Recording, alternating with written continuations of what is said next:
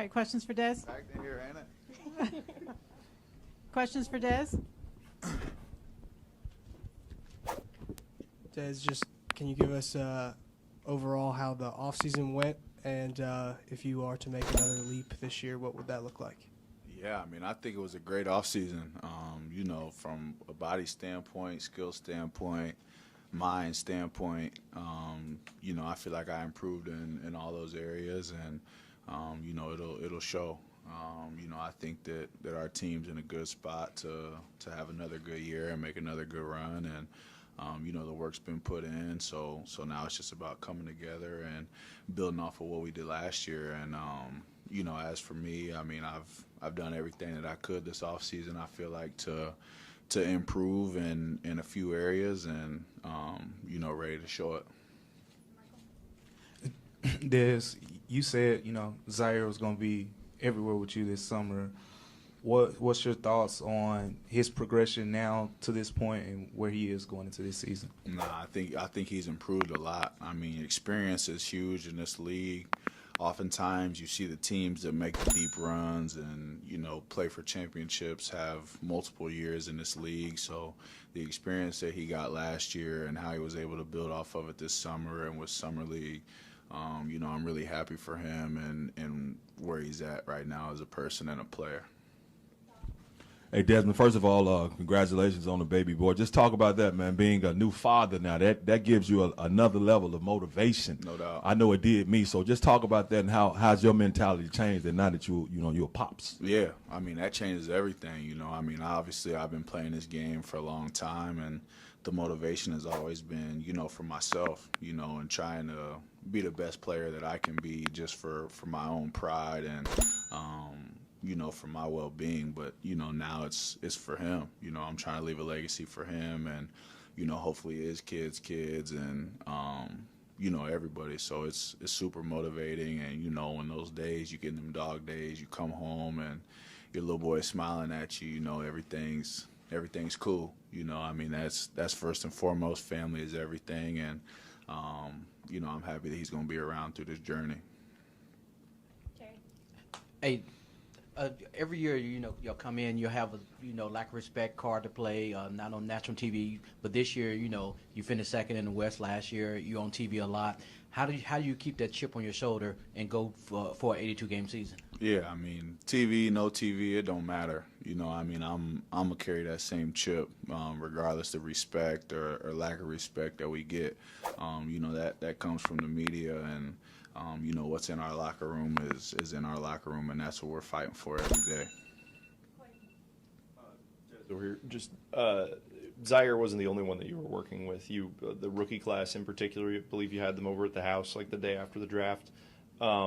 What have the team tried to instill in this rookie class so far leading into training camp? Yeah, I mean, just the Grizzly standard. I mean, we're fighting for inches every day. You know, once you get to this level, everybody's talented, everybody's good. So it's about what you do in your spare time and, you know, how willing you are to go the extra inch, the extra mile to be a special player, you know, and help this team get to where we want to get to. And, you know, I think they've done a good job of that. Everybody seems really willing to learn and willing to work. So I'm excited to get this thing rolling. Des, you know, around this time of year with us media, a lot of the talk is about who's going to be the X factor, who's going to be that person that steps up and kind of joins the four core that you guys have. I heard Zaire's name floated around a lot. Is that the guy, or is there somebody else that has stood out to you this I think summer? we got guys. I mean, I think Zaire obviously is poised to make a big leap, but I mean, as we've shown in the past with COVID and injuries, I mean, it's a collective unit. I mean, you say core guys, we think team. You know, our whole team is, you know, our strength. You know, we've had strength in numbers every year that I've been here, and I don't see that changing. Des, I'm curious, coming off a season like you guys had, where you had the second best record, you advance in the playoffs. I know you said it's kind of the same mentality, but does it feel different? Is there a greater confidence maybe, you know, just because you've now done it you went out and did it for one season, we're one of the elite teams in the NBA? No doubt. I mean, just having an understanding of what it took to get there. I mean, that's the bare minimum now moving forward. But every season is a new season, and we're starting from scratch. And there's going to be new challenges. There's going to be new highs, new lows. So Coach really just preaches taking it a day at a time. But, we understand the habits and the foundation and things we have to develop in order to make that run and make it happen. There's a lot of teams when they play against you, they talk about, trying to run you off the three-point line and things like that. Danny Green now being added to this team. You have a vet who kind of gone through some similar things as you have on the floor. What kind of conversations have you had with him? What have you learned from him, and just what's that been like? Yeah, I mean, he's been in and out, so I haven't had – I mean, we've talked for sure, but I haven't had a good chance to really talk to him. But, that's a guy that I really looked up to, coming into the league. Like when people was asking me for player comparisons and who I wanted to be like and what type of career I wanted to have, he was the name.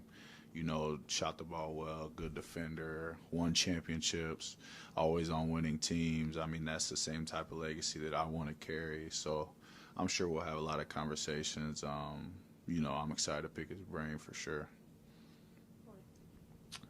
What do you think y'all need to do as an overall team to improve? That's a good question. I mean, the answer really is just do more. I mean, do what we did, but do it better. I mean, I think that our discipline let us down in the playoffs, and that's something that you fight for every day as a basketball player, as a man, as a father. Wake up every day and try to be the best you that you can be. So, I mean, I think if we can grow in that area, getting a year older, a year wiser, a year mature, or more mature, will definitely help. Des, it's been a few months now. Does the hunger from walking off the court from that last game, how does it sit right now, and how much can that provide motivation now that you've gotten through the offseason, through this whole season, to try to get back in that position again? Yeah, I mean, I'm really feeling it now. I mean, we got the whole team in the building. We're back in front of the media, training camp. It's just kind of bringing back all those memories and everything that we went through last year. During the season, it's good to get away a little bit, enjoy your families, and get a clear mind. But now it's time to get back to it. You and Kendrick Davis reunited now. I think it was 2018-19 at TCU. Mm-hmm. How cool is it to be back in the same city, and how has that friendship and relationship evolved over the years? Yeah, I mean, it's huge. I mean, that's the guy that I took under my wing when he first got to TCU. I mean, we were in the gym together. Come from a similar background. He's had it tough a little bit coming up, and I love him to death, and I'm excited to see what he's going to do as a Tiger. And here in this city, I've been over to a couple practices over there, been in the gym with him a couple times, always staying in his ear. So, I'm really excited for him and happy for where he's at. Des, just going back to the end of last season, some of what the Warriors had said, what Draymond had said about this team getting a reality check this incoming year.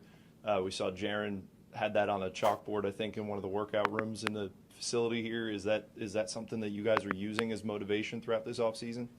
I mean, I'm a pretty motivated person as is, so I mean, anything added to the fire is always good for me. But to be honest, I really not too worried about what they got going on, and what they feel or think about us. The fact that they're thinking about us, says something about that. But, I'm focused on what we got going on and, who we got in our locker room.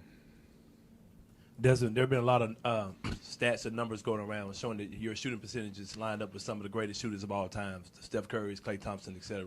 Is that one of your goals, to end up being one of the best three-point shooters in the game? No doubt. I mean, I think I'm obviously early in my career, but, I want to be looked at in the same light for sure. Back here, Des. As you sit there now, you put that uniform on, you got Memphis on the front of your chest. On draft night, you said, when you found out that this was the team you wanted to go to.